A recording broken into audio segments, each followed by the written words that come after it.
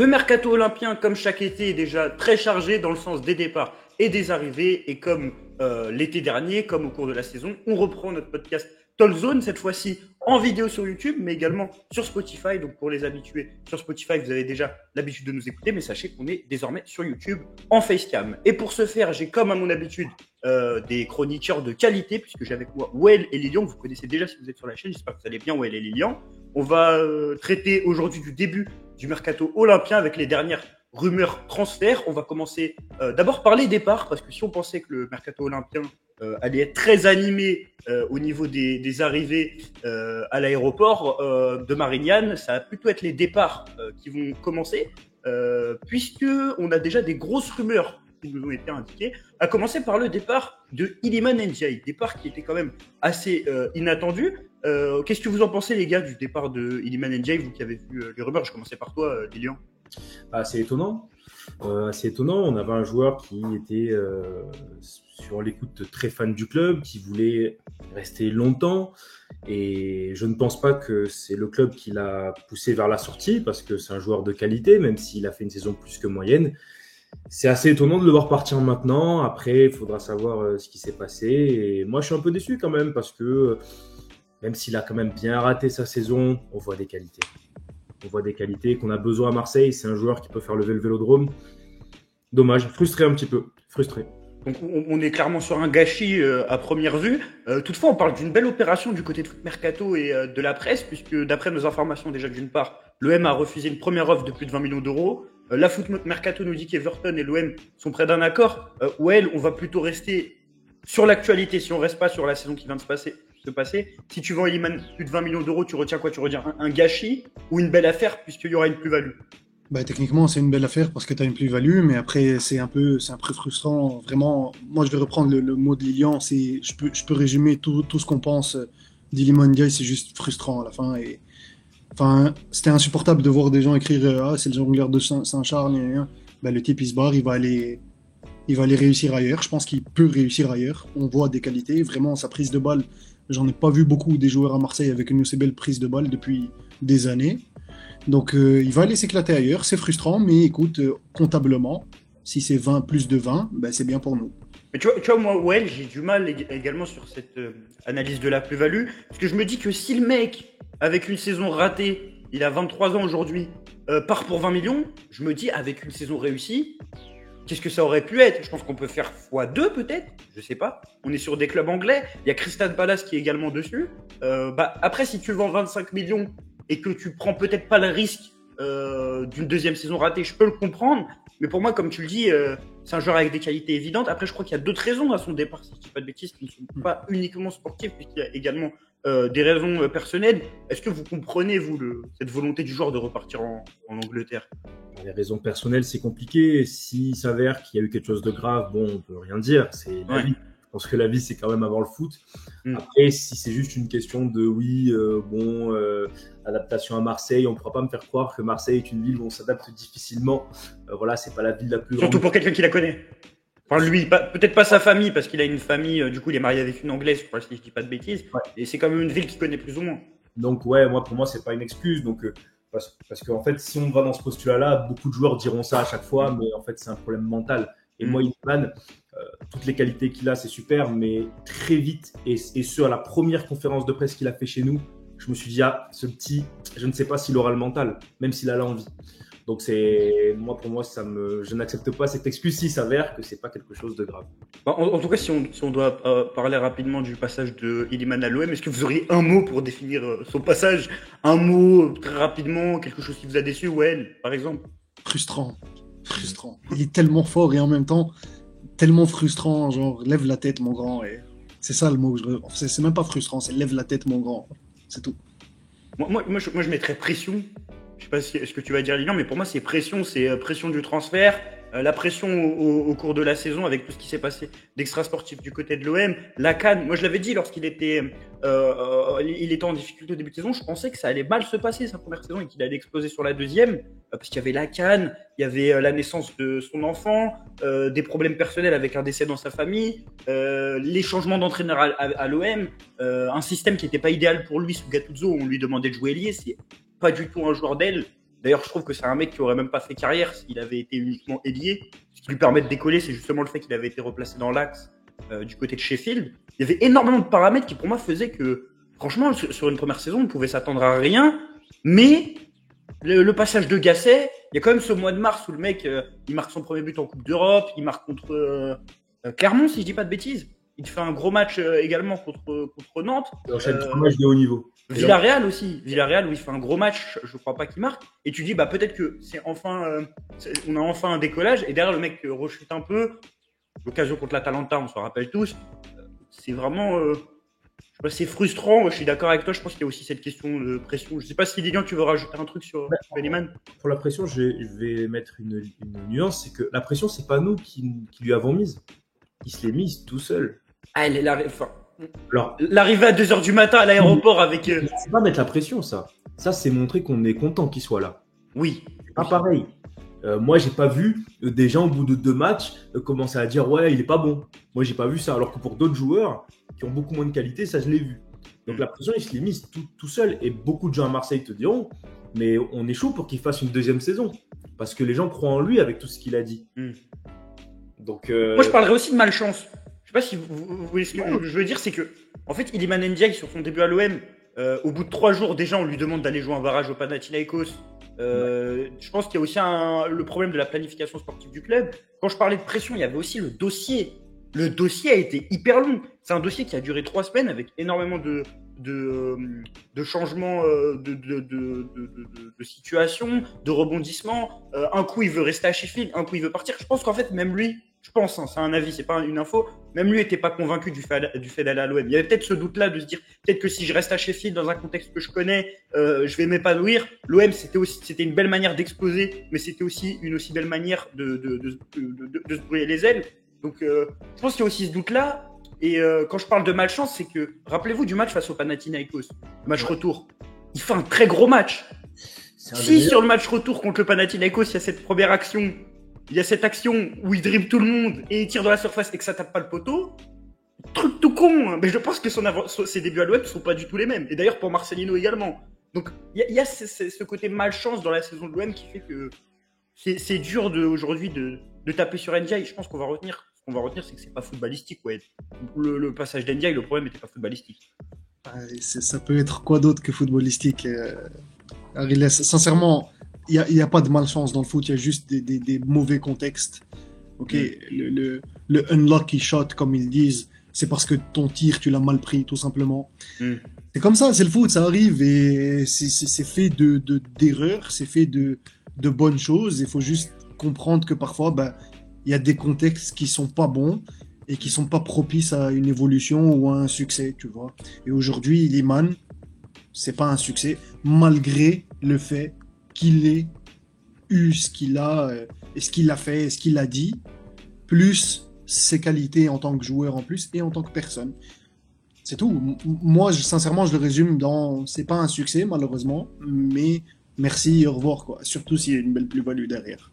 Alors, je suis totalement d'accord avec le discours sur le contexte. Par contre, je vais pas du tout le valider pour le prochain joueur dont on va parler, parce que pour moi, c'est absolument pas une question de contexte, c'est une question footballistique. C'est Victor Vitinha, la première vente chronologiquement de ce mercato olympien. Départ pour 15 millions d'euros, plus bonus pour pouvoir aller jusqu'à 20, pour un joueur qui a été acheté 28. Là, je veux également, encore une fois, vous demander de décrire ce transfert en un mot, avant qu'on puisse en parler un peu plus, Lilian. Écoute. Vitinha, banane. Voilà. Vitinha, aussi technique qu'une banane. Raté.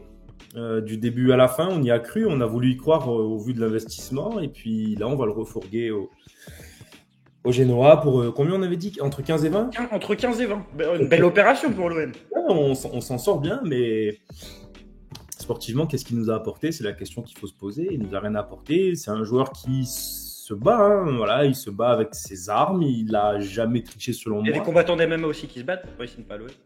Pardon, j'ai pas entendu. Il y a des combattants de MMA qui se battent aussi, mais qui ne signent pas à l'OM. Voilà. Il y a des gens qui se battent dans la rue aussi. Il y a des gens qui se battent dans la rue. Mais en tout cas, si on reste sur le transfert, sur ce départ, là, 15 millions, 20 millions, t'en penses quoi de... On s'en sort bien. On s'en sort plutôt bien. Je me demande... Tu t'y attendais, toi, ou pas? Non, parce que je me dis que... que n'importe quel club qui a regardé les 8 derniers matchs de Vitinha à l'OM ne peut pas dire. Même au Genoa, c'est pas fameux. Non, mais il doit y avoir des trucs. C'est possible, il y a quelque chose. En tout cas, c'est un club qui a repris Strootman, qui a repris Malinowski, et maintenant Genoa. Peut-être que c'est un club qui a été racheté par les Saoudiens ou par McCourt. Mais Strootman, tu vois, la différence, c'est que Strootman, c'était par rapport à des prêts chaque fois. Ouais. Là, on l'a acheté. Et il y a le salaire qui est aussi conséquent. Il n'est pas payé 100 000 euros, Vitinha. Donc, je me dis, le Genoa, bizarre. Moi, affaire à suivre sur cette histoire dans quelques années. Ouais, il était assez satisfait, je pense, de cette vente de Vitinha. Magouille. Arrêtez les conneries. Magouille, si je veux être un peu plus vulgaire, c'est littéralement la poubelle de l'OM, le Genoa. Sérieusement, là, je les aime bien. C'est une belle équipe en plus, hein, tu vois, et tout l'historique derrière cette équipe. Mais sincèrement, je sais pas ce qu'ils font, genre. Je pense que il y a un moment où l'un des gars qui écrit pour ramasser les zones sur Twitter, on avait expliqué que c'était le package qu'il fallait voir. Tout le package qu'il fallait voir, tu vois. Et Vitinha.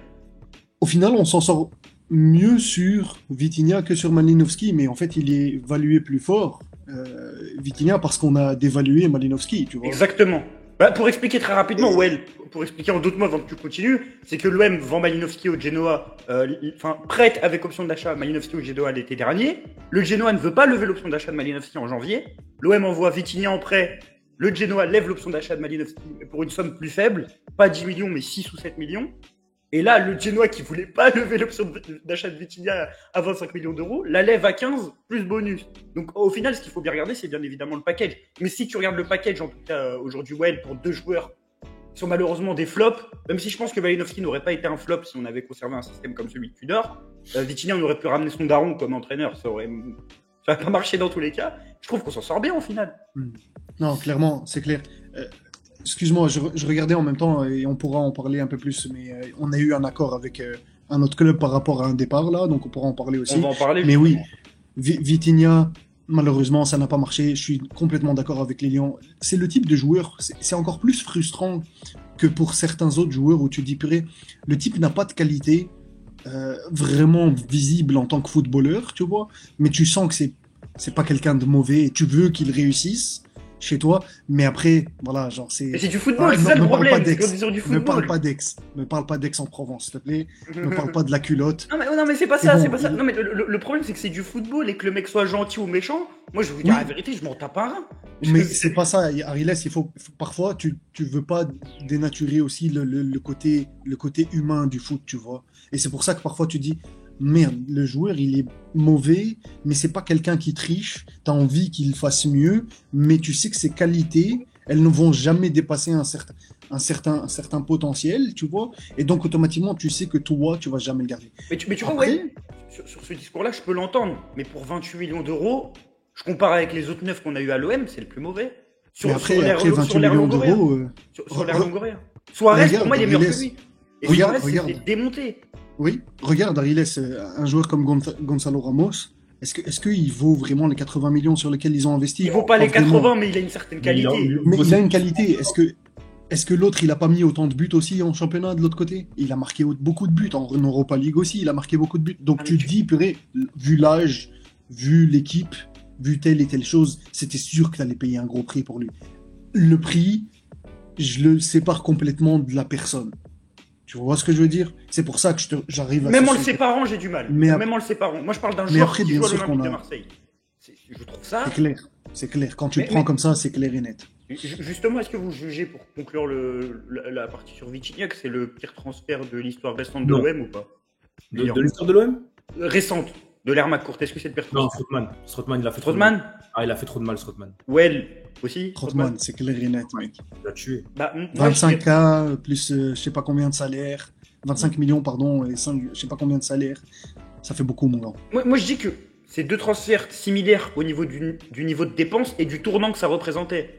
Quand t'es capable de claquer 30 millions sur un neuf, qui a un tournant. Si tu choisis le bon neuf et que c'est un crack, et que je sais pas, c'est un Boniface, c'est un mec qui claque 30 buts par saison, ton projet il change. Là, on va dire que c'est le premier gros échec d'une série de 18 mois où tu fais que des erreurs au niveau du mercato, tu fais que des erreurs au niveau de la planification sportive. Même si je pense que Strootman, il y a le gros salaire, Et Strootman, il a buté les finances de l'OM pendant 5 ans, donc je suis d'accord. Après, il ne faut pas oublier aussi que Tudor n'en voulait pas vraiment de Vitinha. Mais, Donc, quand il a été pris, tu vois, tout a été un échec sur ce mec. Mais même, tu regardes Lilian, l'équipe nous l'a rapporté il y a 6 mois. Apparemment, la cellule de recrutement de l'OM met son veto pour son recrutement. Ils disent qu'il ne faut pas le recruter parce que techniquement, il est trop limité. Apparemment, c'est un scout de Ribalta qui le signe, sans prévenir le reste de la cellule. Donc c'est vraiment, je trouve, ce dossier-là, d'amateurisme. Heureusement que l'OM s'en sort bien pour le revendre. Mais ouais, c'est compliqué. Il n'y a rien qui est fait sans raison, Ariles. Tu te rappelles du coup Ncham pour Ncham, oui. dégager Villas-Boas. Ok, je suis persuadé d'une manière ou d'une autre. Tu peux pas. Mais surtout, c'est pas du tout un attaquant qui jouait tout seul devant, c'est ça le problème. Genre, je peux comprendre que parfois ton entraîneur il ait une vision un peu binaire de la chose, c'est soit il est bon pour mon effectif, soit il est pas bon. Mais c'est pas possible que ton entraîneur il soit pas au moins consulté une fois dans. Je vais faire signer quand même ce joueur. Donne-moi ton avis rapido. Ok. Même si ça va pas être la raison pour laquelle je vais le prendre ou pas le prendre, mais donne-moi ton avis rapido sur lui. Dis-moi ce que t'en penses. Et si moi je suis ton entraîneur et je te dis écoute, techniquement c'est moyen mon gars par rapport à ce que je te demande, c'est vraiment moyen. Genre c'est vrai, il court, il est gentil, mais au final, s'il fait rien le type, voilà ce que ça donne, tu vois. Donc je pense que aussi il y a des petites magouilles pour. Mais surtout c'est un attaquant de 4-4-2 qui vient, qui a jamais joué tout seul devant en pointe. Tu le viens pour le ramener sur un 3-4-2-1. En plus le profil que demande Tudor, je suis désolé, mais c'était le profil le plus banal pour un attaquant. Un mec qui sait presser, qui sait prendre la profondeur, qui peut jouer seul en pointe, et tu ramènes un mec qui est pas capable de le faire. Donc c'est là où aussi tu as peut-être raison par rapport à ce que tu dis. On va passer à un autre départ qui là n'est pas aussi confirmé que les autres, même s'il y a pour ce cas-là, il y a un accord, contrairement à Iliman Ndiaye, où il n'y a pas d'accord encore entre l'OM et Everton, c'est le départ de Samuel Gigot. C'est une semaine qu'on a le droit à des rumeurs en Turquie. Alors vous savez très bien que les journaux turcs, c'est pas du tout ce qui se fait de plus fiable au niveau du mercato, qui nous disent « Ah, Gigot va signer à Galatasaray, à Trabzonspor, désolé, c'est fait, Gigot c'est sur le point d'être fait ». Et finalement, alors que ces rumeurs semblaient fausses, nous, on a contacté l'entourage du joueur il y a une semaine qui nous disait que c'était des fausses rumeurs, qu'il n'y avait rien entre Gigot et Trabzon. On apprend aujourd'hui qu'il y a un accord entre l'OM et Trabzon. Avant de vous demander votre avis sur ce transfert, juste à préciser qu'il n'y a pas d'accord entre Gigot et Trabzonspor. C'est-à-dire que l'OM, sans consulter Samuel Gigot, a conclu un accord pour son joueur. Ce qui est assez étrange quand on sait qu'aujourd'hui, il y a souvent des accords joueur-club avant club-club. Qu'est-ce que vous pensez de ce départ de Samuel Gigot? Est-ce que pour vous c'est une surprise? Lilian? Non, pas une surprise. Samuel Gigot a été quand même très mauvais cette saison. C'est dommage parce que sous Tudor, ça allait. On voyait ses limites, mais ça allait, vu la défense à 3. Mais là, par contre, cette année, c'était pas possible. Tu ne peux pas être ambitieux avec Samuel Gigot titulaire. Personnellement, j'ai de la sympathie. Il est d'ici, il est du Sud. J'ai pas envie de lui taper dessus. Il a jamais triché, mais il est trop limité. Il est un peu trop bourrin et c'est rigolo quand on voit Balardi à côté. Ben, on se dit ouais, mais d'un côté on joue au foot et d'un côté on essaie de jouer au foot. Quelle fierté que tu dis ça, Lilian, je te jure. Quelle fierté que tu dis ça. En remplaçant Lilian, on est d'accord que Samuel Gigot, pour moi, l'erreur de casting, c'est que c'est un mec qui de base vient pour être remplaçant. Voilà, et les gens ne le savent pas ça. Oui, il signe en janvier librement pour être remplaçant, sauf qu'il se retrouve titulaire. D'ailleurs, bravo à Tudor d'en avoir fait un titulaire pendant 1 an. Mais pour moi, ce mec-là, c'est un remplaçant depuis qu'il est là. C'est juste un intérim qui est souvent utilisé. Et tu vois, je pense sérieusement que pour jouer des matchs type Clermont de temps en temps et tout, ça va. Je pense que ça va. Je pense que Gigot peut jouer dans plusieurs équipes de Ligue 1. Mais le problème, c'est quand tu lui fais jouer 15-20 matchs titus dans l'année, sans compter ses blessures qui nous ont aussi... C'est un gros problème. Ça, je pense que ça a été énormément pris en compte. Après, peut-être que s'il jouait moins, il se blesserait moins aussi. Mais il y a trop de blessures. Il se blesse beaucoup trop. Je pense que vraiment, beaucoup de gens ont câblé sur Eric Bailly. Mais Gigot, cette saison, et même la saison d'avant, je me rappelle, par exemple, il se blesse après le MPSG en Coupe de France. On joue avec un seul central pendant 3 semaines, et encore de la chance que Kolasinac est passé central cette saison-là. Cette saison, il se blesse systématiquement. D'ailleurs, bizarrement, on parlait de ses performances cette saison. Quand il n'est pas là, l'OM fait ses séries de victoires. Ouais. La série de Gattuso en novembre-décembre, Gigot est pas là. La série en mars avec Gasset, Gigot est pas là. Je pense qu'il y a cette question en termes de niveau, et il y a cette question aussi en termes de physique, Well. physiquement, il y a un problème pour un mec qui veut être dans la rotation. C'est bizarre quand même. On dirait que. Après, on a des problèmes de toute manière avec beaucoup de joueurs cette année. On a eu beaucoup de problèmes, mais je pense que déjà de base, c'est un joueur qui n'est pas fiable physiquement. Et encore une fois, c'est problématique et ça pose des questions sur, purée, nos dirigeants, qu'est-ce qu'ils regardent quand ils cherchent un nouveau joueur? Ça, c'est des choses qui sont primordiales quand tu veux acheter un joueur, tu vois. Il me semble qu'avant d'arriver à l'OM, il se blessait pas comme maintenant. Alors c'est qu'il y a encore plus gros problème, les Lions. Genre. Voilà. Il y a une partie du staff médical qui a été licencié cette semaine. Donc, peut-être des idées, on a eu énormément de blessés.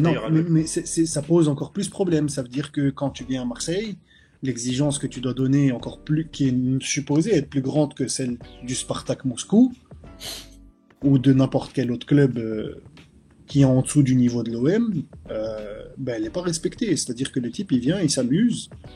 Et il fait que se blesser. Les blessures, elles viennent par coup de malchance, mais aussi elles viennent, vous le savez, genre l'hygiène, parfois, quand tu te retrouves au Feria H24, c'est problématique. Tu vois.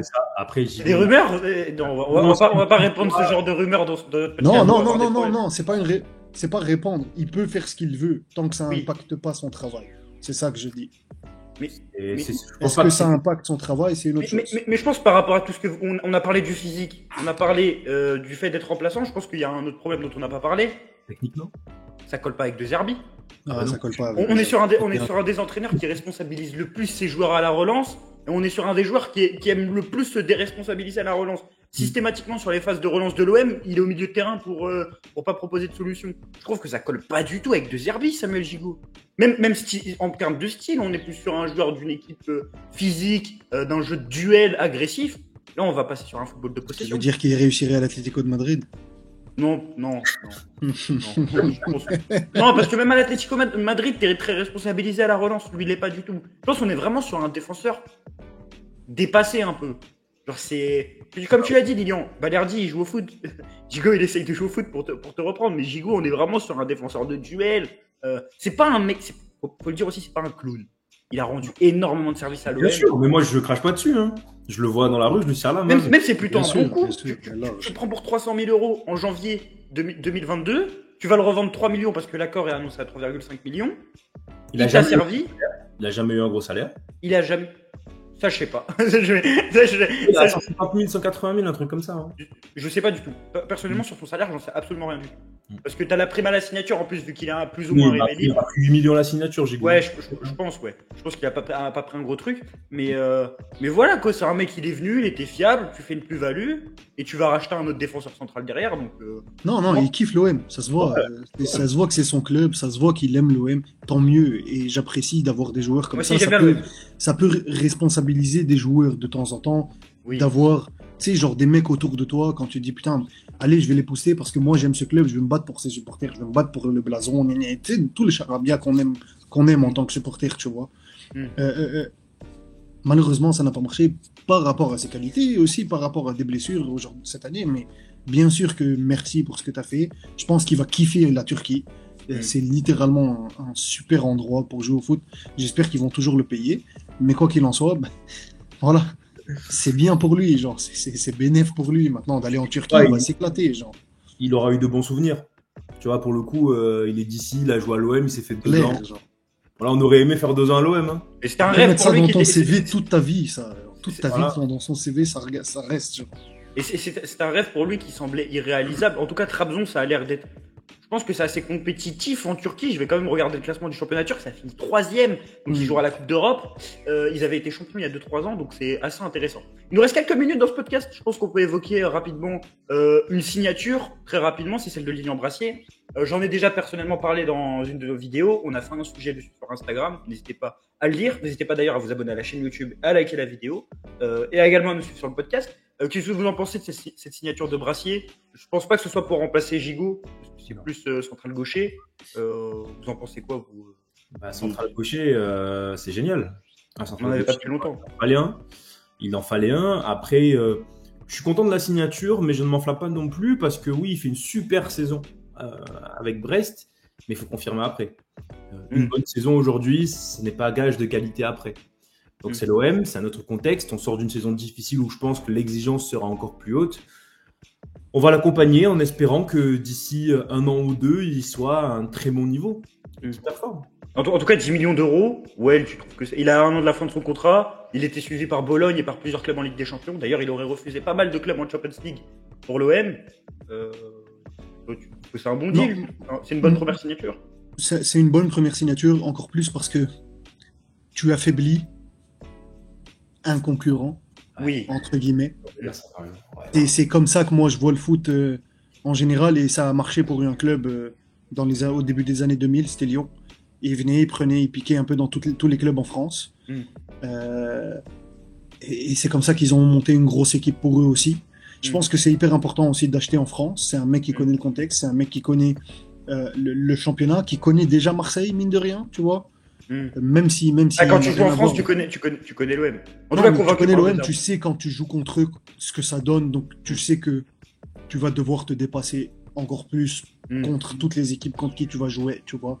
Donc oui, c'est un bon transfert. 10 millions, c'est le prix. 24 ans, gaucher en plus. Il peut jouer latéral gauche.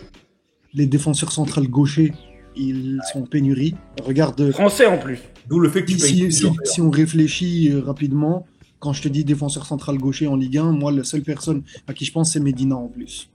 Ouais. Et Medina, tu le paierais 25-30. Pourquoi Ouais. 25-30? Son contrat, il est plus long aussi. Et l'Argentin. Et l'Argentin. Moi, juste, il y a un truc assez intéressant par rapport à Lilian Brassier, c'est que j'ai l'impression qu'on est sur un joueur qui est un peu dans une dynamique comme Leonardo Balerdi. Il a 24 ans, ça fait 1 an et demi qu'il explose vraiment. Après, lui, il a eu un repositionnement, c'est-à-dire qu'à Brest, il était utilisé latéral gauche. Ça fait 3-4 ans qu'il est à Brest. Il a vraiment marché en tant que central gauche. Et surtout, on va certainement faire une vidéo avec, je l'aurais pas encore proposé, on va leur proposer Brestonner pour en parler un peu plus avec eux. Média qui s'occupe du Stade Bressois, c'est que c'est un mec qui dégage un peu la même vibe que Balerdi, un mec qui a énormément travaillé sur lui-même en dehors du terrain, au niveau mental, qui a été relancé par un coach, Eric Roy, qui en a fait un de ses hommes forts. Et même quand tu regardes, c'est un joueur de duel un peu, mais qui est très à l'aise balle au pied. Et pour moi, ça colle typiquement avec ce dont on avait besoin. Si tu as deux centraux, un mec qui connaît très bien la Ligue 1, un mec qui est en pleine explosion, l'autre aussi qui est en train d'exploser, deux centraux du même âge, qui dégagent tous les deux une forme de leadership. En plus, c'est des mecs assez durs sur l'homme, mais élégants, je trouve. Après, Brassier va un peu plus au duel. Enfin, c'est du tacle appuyé, c'est fort dans les airs. Mais je sais pas, moi, je trouve ça intéressant. Si ta paire de centraux l'année prochaine, c'est Balerdi-Brassier, c'est très intéressant. Si tu gardes Mbemba, ouais, je trouve ça intéressant. Ah, je sais pas s'il va rester. Je le vois pas rester, personnellement. Je pense pas qu'il va rester. Et c'est là, moi, j'attends encore un central. Ah, pour moi, j'attends un mec pour le banc. D'ailleurs, je pense que... moi, un mec pour limite être titulaire. Ah oui? T'as quoi? T'as Bamo Meïté? T'as Bamo Meïté, Balerdi, sans coupe d'Europe. Maïté, hein. Je sais pas si on a le temps d'en parler, mais Bamo Maïté, ça risque de partir aussi. Hein. Oui, les rumeurs sont surtout en lien avec l'agression, bien évidemment, qui est pas assez médiatisée, mais oui, faudra voir. En tout cas, lui, je sais pas, il y a pas eu de rumeurs. C'est le terrain de Longoria, là, littéralement, ça vient comme une fleur pour lui, tout ça. Vas-y, vends, achète. Ah, je vois pas d'intérêt économique à le vendre. Il n'y a pas d'intérêt sportif et économique à le vendre, à moins que tu veuilles faire à moins que tu souhaites faire une Isaac Touré, je vois pas l'intérêt de le faire 2 fois. Surtout que l'OM le voulait vraiment l'été dernier, et je pense typiquement que lui, il peut vraiment progresser sous des herbiers. Parce que lui, défensivement, il est carré, mais avec ballon, il faut qu'il progresse. Et je pense que ça peut vraiment matcher avec deux herbes. On arrive à la fin de ce podcast, n'hésitez pas, comme j'ai dit tout à l'heure, à vous abonner. On peut finir avec une toute petite séquence qui va durer 2 minutes. Je vous propose des noms de joueurs, et vous me dites contrat, pas contrat. On parle très rapidement à chaque fois. Premier nom, Tanguy Ndombele, qui a été évoqué il y a quelques jours. Contrat, pas contrat. Chacun son tour. Contrat pour le divertissement. Ouais. Pas contrat. Moi, pas contrat. Je pense qu'on va aller très rapidement, personnellement, physiquement pas fiable. Ça va pas matcher à Galatasaray et Naples. Moi, je pense qu'il n'y a pas besoin d'argumenter. Après, pour le divertissement, je peux pas. Ouais, pour le divertissement, non, mais évidemment pas contrat. Deuxième nom que vous connaissez très bien si vous avez kiffé l'Euro 2021. Spinazzola, latéral gauche de la Roma qui est en fin de contrat librement. Est-ce qu'on va le chercher? Il peut jouer à droite également. Contrat. Contrat aussi. Direct. Contrat également. On est obligé d'aller chercher. Je pense que c'est des noms que vous connaissez un peu moins bien, même s'ils sont sortis il n'y a pas longtemps. On parle de Yankuba Minte, joueur qui était prêt à Feyenoord de Newcastle. Pour remplacer Iliman Ndiaye, contrat ou pas contrat? C'est pas contre contrat. opinion. Pas Au contrat. prix, à ce prix-là, pas contrat. Moi également, je vais dire pas contrat. Je pense qu'on peut en faire encore quelques-uns. Bachir Belloumi pour l'aile droite, joueur peu cher, 4 millions d'euros. Contrat ou pas contrat? À ce prix-là, contrat. Je sais pas, mais vu le prix des highlights que j'ai vus, je me dis pourquoi pas, entre 4 et 6 millions, ça me paraît pas déconnant. C'est du top. Lilian, on en parlera dans une prochaine vidéo, j'espère, quand il signera. C'est vraiment du top Ouais, joueur. J'adore. Pas du tout. Ah, moi j'adore, mais je le connais pas. Je sais. Il est algérien?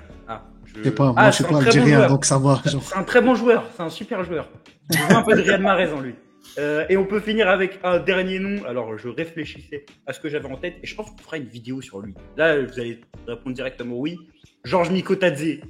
Contrat ou pas contrat? Gros contrat. Contrat 380 000 par mois, mec. Contrat également. Je pense que notre prochaine vidéo sera peut-être sur lui. Il faudra parler. Je pense que l'OM doit absolument se jeter sur lui. Vu que Monaco, c'est pas fait, il y a moyen. Ouais, et Hermès a besoin de le vendre. Lyon va pas le faire parce que la Casette reste. Je pense que l'OM va devoir en faire sa priorité. En tout cas, merci Lilian et Well. On se retrouve régulièrement sur YouTube et sur Spotify pour ce podcast Talk Zone. Je pense qu'on va essayer d'en faire 2 par semaine, d'une 30aine de minutes. Ça peut être assez sympa, surtout si ça ne nous prend pas beaucoup de temps. Et puis, on se retrouve pour la prochaine. N'hésitez pas à vous abonner sur YouTube, sur Spotify.